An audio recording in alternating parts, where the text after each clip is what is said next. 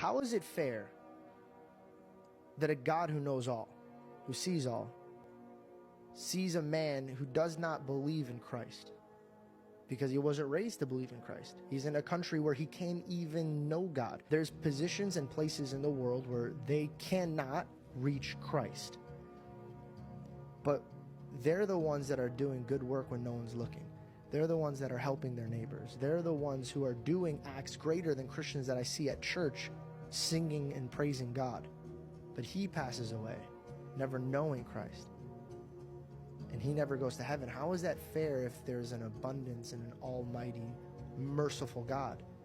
If I'm George Janko and I find that to be unmerciful, how is it fair, and how can I convince a man to follow God if this is the direction that the Bible is explaining it to me? Something that really helps me with that good question, because that's one of my toughest. That's on like the top 3 for me for sure. But Romans 2 has helped when we get God talking about it's the knowledge that has been given to you. You'll be judged based off of that knowledge. So you talked about the starry skies at night, beauty of nature, as well as the inner conscience. So that's evidence right there for any and everybody. Hebrews 11 talks about how the patriarchs are going to be in heaven. So Abraham, Isaac, and others. And they didn't even know who Jesus was. Whoa. Recently. Whoa.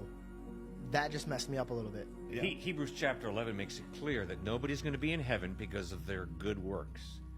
Instead, it's because of their faith. And so Abraham, Isaac, Jacob, even the Rahab, the Gentile prostitute, had faith in God. In other words, they responded to all the light, all the information that God gave them in humble faith.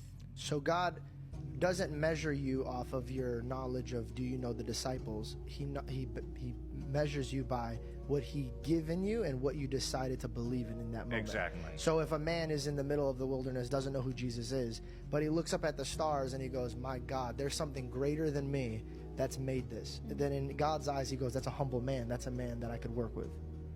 Okay, yes, but we don't know, to be honest with you, George, we don't know how God is going to judge those who've never heard about Christ, because Christ never answered the question, so I can't make it up and say this is what Jesus said. He didn't say anything about it. But we do know that God is just, God is fair. He's more